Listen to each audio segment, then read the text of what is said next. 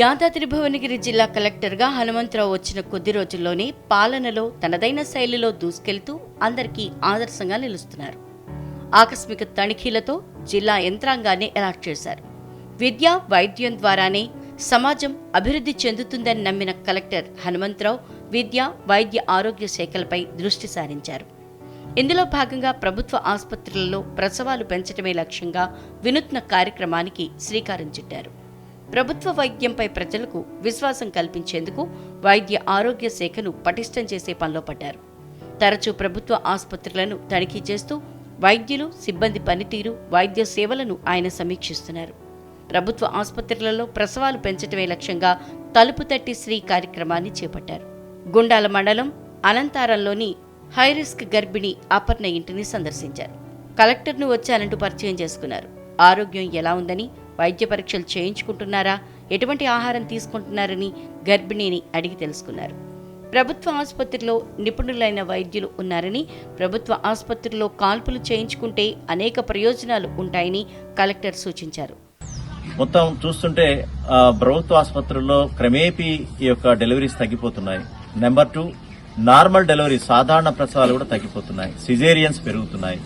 So అది అకారణంగా caesareans అవుతున్నట్టు కూడా దృష్టికి వచ్చినట్టు పరిస్థితి ఉంది.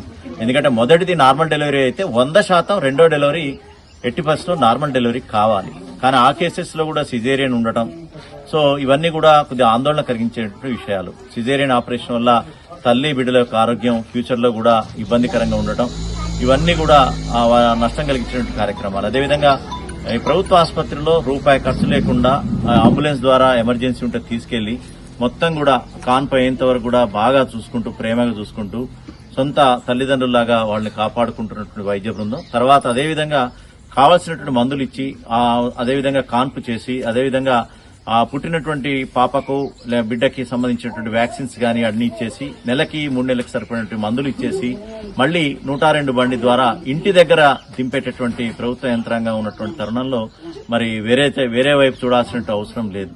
9,000 రూపాయల విలువైన పౌష్టికాహారం కిట్లను గర్భిణీ మహిళ పూర్ణిమకు కలెక్టర్ అందజేశారు.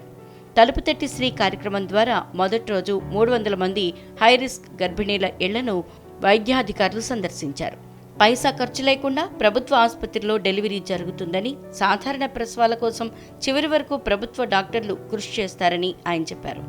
ప్రభుత్వ ఆసుపత్రులలోని వైద్య సేవలపై ప్రజలకు విశ్వాసం కల్పించాల్సిన అవసరం ఉందని కలెక్టర్ హనుమంతరావు అన్నారు.